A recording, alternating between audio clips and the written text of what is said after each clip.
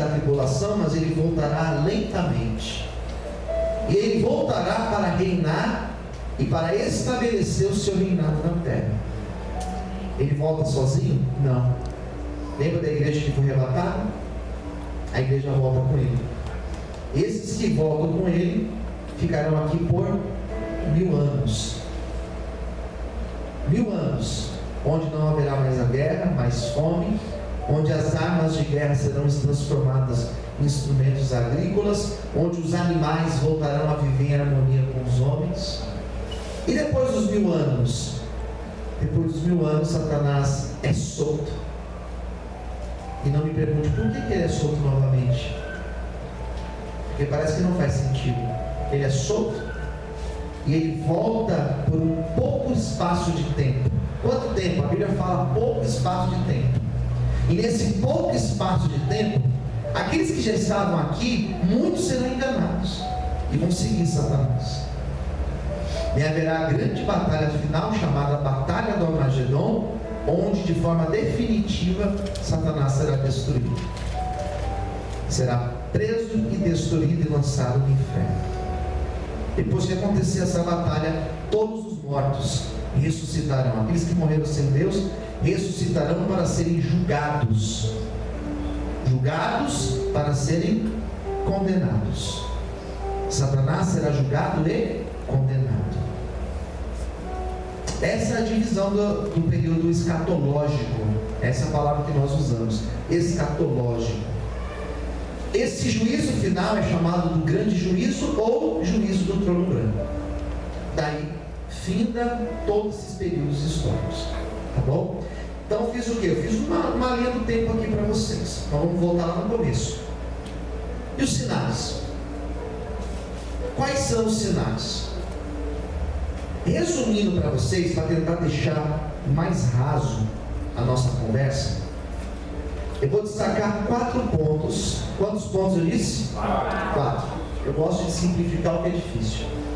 4 pontos. 4 contextos onde nós enxergaremos os sinais. Primeiro, a igreja. A igreja, ela é uma das evidências dos sinais da volta de Cristo. Então nós vamos observar a igreja. 2, nós vamos observar a sociedade. Então a sociedade, ela vai evidenciar a volta de Cristo. 3, nós vamos observar a natureza e todos os efeitos na natureza, que também eles vão mostrar a volta de Cristo. E em quarto e último lugar, nós vamos falar da política ou a geopolítica, a política mundial, que também é uma das evidências da volta de Cristo. Então vamos por partes. Quando a Bíblia fala sobre a igreja, final dos tempos vai ser um tempo de arrebatamento, de unção, de poder, de derramamento de glória? Não. Grande verdade, não. A igreja vai estar passando por um momento bom na volta de Cristo? Não. A igreja vai estar mais eufórica, mais cheia de poder na volta de Cristo? Não. Algumas pessoas acreditam que o final dos tempos, citado lá em Joel fala, Joel 2, que no final dos dias derramaria do meu espírito sobre toda a carne. Jovens terão visões, os velhos terão visões, os jovens profetizarão. O que Joel disse sobre o final dos tempos já aconteceu. Quando aconteceu? Atos dos Apóstolos, capítulo 2, quando o Espírito Santo foi derramado sobre a igreja. Ali aconteceu isso. A marca da igreja no final dos tempos é uma igreja que vai apostatar da fé. O que seria apostatar da fé? Ela vai deixar a sua fé genuína em Deus. Quem está entendendo? Diga amém. Amém. Nós estamos vivendo esse período. Nós estamos vivendo já esse período. A igreja de hoje em dia, as teologias de hoje em dia, a A igreja atual, ela é uma igreja muito mais antropocêntrica. O que seria antropocêntrica? Uma igreja que tem muito mais o homem como centro dela, do que uma igreja cristocêntrica, que tem Cristo como o centro dela. As músicas que nós cantamos hoje em dia, elas são muito mais músicas individuais do que músicas que trazem a ideia de uma congregação. Eu estava reparando nisso alguns dias atrás, até comentei com a minha esposa. As músicas antigamente, elas usavam muito mais o plural do que o singular. Estamos todos congregados aqui. A único que é digno, coroamos a ti. Coroamos, ou seja, não é eu coroo, nós coroamos. Era uma ideia de congregação. Queremos o teu nome, plural, queremos o teu nome engrandecer. As músicas de hoje em dia, elas são muito mais individuais, muito mais levando o homem para o homem. Tem muito eu. São músicas que elas, de certa forma, elas estão indicando a importância do sujeito homem, quando na verdade o grande centro da igreja, a grande cabeça da igreja é Cristo. Amém. É Cristo. Mas é um sintoma atual. A igreja ela vai apostatar. A igreja ela vai esfriar. E a igreja já está esfriando. A igreja ela já está nesse processo de esfriamento. Uma das características da igreja atual é o esfriamento. Esfriamento em qual sentido? Em todos. A indiferença, algumas pessoas acham que o sinônimo, ou melhor, que o antônimo de amor é o desamor, o ódio. Não é isso. O antônimo, o contrário de amor, é a indiferença. As pessoas elas estão cada vez mais indiferentes ao outro e a Deus. Um curso como esse aqui de hoje, uma palestra como essa de hoje, tem bastante gente aqui, mas era para ter muito mais de pessoas aqui. Mas tem muita gente diferente. Essa indiferença é um sintoma que a igreja está esfriando. O amor de muitos, a Bíblia fala que vai esfriar. Qual amor é esse? Qual amor é esse que a Bíblia fala que vai esfriar? Essa falta de amor é o que leva, por exemplo, a igreja a se posicionar como aquela que julga. Já viu a igreja que julga? Esses dias eu participei de um debate bíblico na RIT.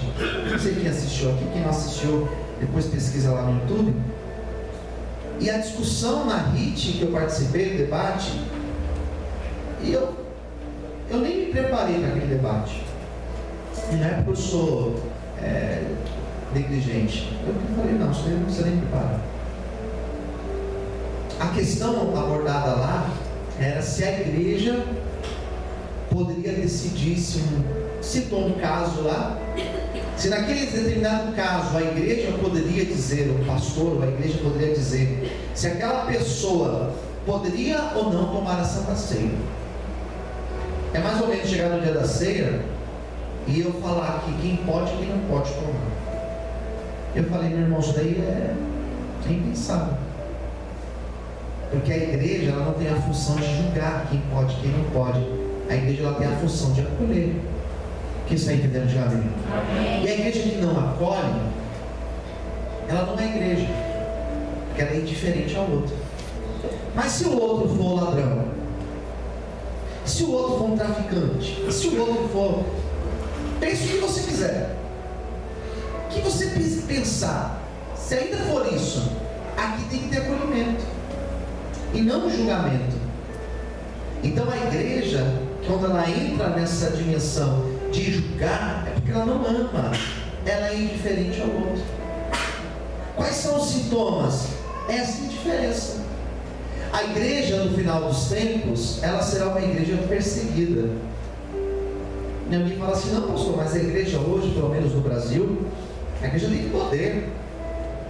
A igreja hoje tem vereador, ela tem deputado, ela tem prefeito, ela tem senador, ela tem governador, tem um presidente que levanta a bandeira dizendo que é cristão. Então a igreja está bem. Será que ele está bem de fato? Porque a igreja genuinamente cristã não é aquela igreja que você muitas vezes vê com todo esse resplendor, com todo esse glamour, com todo o poder financeiro que ela tem hoje. Quando eu digo de uma igreja de Cristo, estou dizendo de uma igreja que às vezes, ela lá na sua realidade de bairro, de periferia, ela é extremamente perseguida. Eu estou me referindo à igreja em países, por exemplo, que elas praticamente não existem. E as poucas que existem são perseguidas. Lugares onde o que funciona é uma igreja doméstica, porque não pode nem se abrir uma porta e se pregar o evangelho. A igreja é perseguida. A igreja, na época da volta de Cristo, ela será uma igreja perseguida. Ela será uma igreja de falsos profetas, falsos líderes. Eu não estou aqui para estabelecer julgamento de que pastor A, pastor B, bispo A, bispo B, apóstolo, pelo amor de Deus. Eu estou aqui para prestar julgamento de ninguém. Mas nós estamos vivendo num momento onde realmente nunca se viu tanto na história falsos profetas como nos nossos dias de hoje. Nunca se viu tanta loucura dentro das igrejas como nos dias atuais. Nunca se viu uma igreja tão mística, tão pobre espiritualmente, tão apegada a pequenos símbolos como nos dias atuais. Nunca se viu. Ainda mais que nós somos de um país extremamente místico. A maioria de nós aqui fomos levados nas benzedeiras. Quem aqui foi benzido aqui na época de criança? Levanta a mão para eu ver quem já foi benzido aqui. Todo mundo, né? Tem uns que vai até hoje na benzedeira, né? Uma coisa lá, né? Ah, pastor, mal não faz. Uma soprada de charuto, né? Vigia. Nunca se viu uma igreja tão mística como atualmente. No Brasil, então, nem se fala. A igreja de hoje em dia no Brasil, é triste o que eu vou falar, mas é uma igreja que usa água de forma mística, usa sal, usa folhas, ela usa tanta coisa que eu não saberia nem dizer para vocês. Tanta loucura que existe hoje. Bíblico, pastor? Nem um pouco bíblico. Ah, mas eles usam versículos totalmente fora de contextos, do contexto real do versículo. Então nós estamos numa época de falsos profetas, de falsas profecias. Tudo isso aqui é igreja. Eu vou citar os versículos para vocês. Tudo isso é igreja. Na sociedade, como a sociedade vai estar, pastor? Na época do arrebatamento. Biblicamente, sabe como a sociedade vai estar? Ela estará assim, sem amor um pelo outro. O próprio Cristo falou que nós vamos ouvir muitos rumores de guerra, e nós temos ouvido isso: guerras, rumores, ameaça, guerra nuclear, existe uma ameaça, uma possível terceira guerra mundial, existem guerras maiores, guerras menores.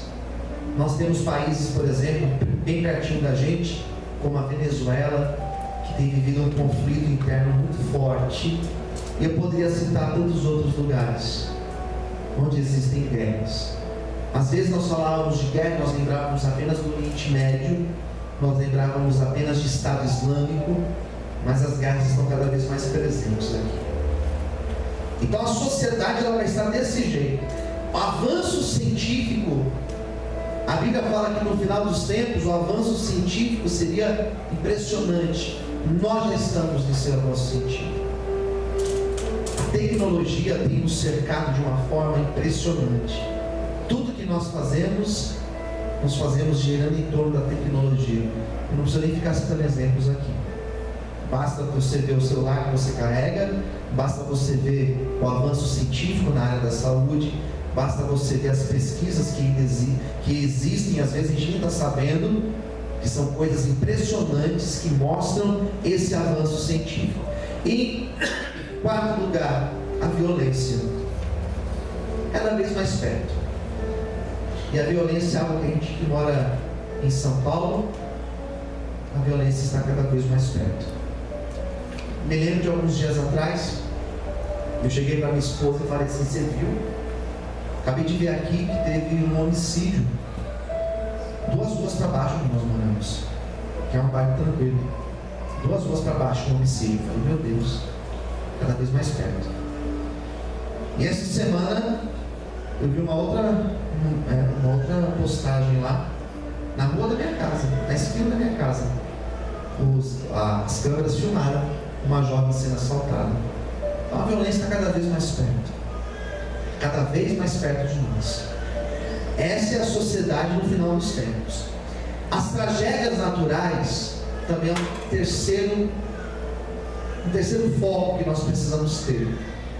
Quando a gente olha, por exemplo, terremotos, maremotos, o aquecimento global, quando a gente enxerga a possibilidade de lugares deixarem de existir porque as águas vão tomar, quando nós enxergamos esses sinais, nós estamos enxergando o que a Bíblia já dizia. A Bíblia já falava sobre isso, aquecimento global. A China, como foi falado na palestra hoje cedo, fazendo uma poluição terrível no mundo com as suas fábricas, tem destruído muitos lugares. O ecossistema está cada vez mais sendo detonado. Quando você vê o avanço do desmatamento da Amazônia, dá pavor de ver. Quando a gente vê os icebergs descongelando, quando a gente vê as geleiras se desfazendo, dá pavor de ver. E tudo isso é bíblico, são sinais da volta de Cristo. E em quarto lugar, a política mundial, chamada geopolítica, onde a Bíblia mostra lá em Apocalipse que haverá um governo mundial. No período da tribulação, haverá um governo único. E esse governo único, essa busca de uma liderança mundial, que parece ser a busca pelo anticristo, é algo que já é uma evidência nos dias de hoje. Percebe que cada vez mais o mundo está se dividindo em blocos. Existia a união aqui dos países da América do Sul, chamado Mercosul. Existia a União Europeia apenas, os tigres asiáticos lá na Ásia, a ALCA lá na região do norte, dos Estados Unidos, Canadá, México. Existiam essas uniões, esses blocos, que estavam muito mais ligados ao espaço geográfico, às divisas, né?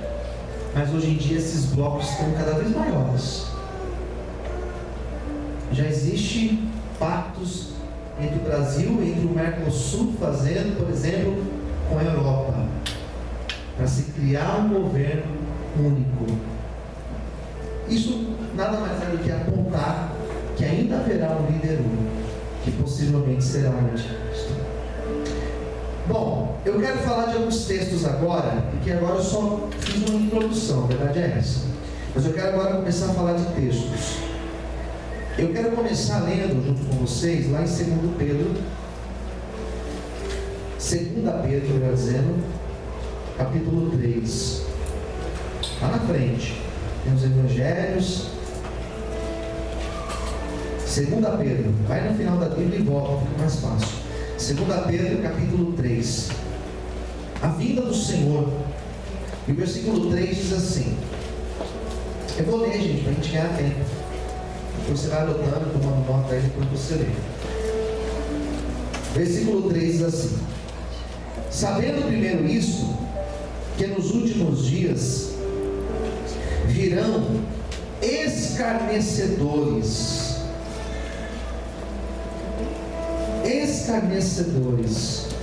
andando segundo as suas próprias concupiscências, e dizendo: onde está a promessa da sua vida?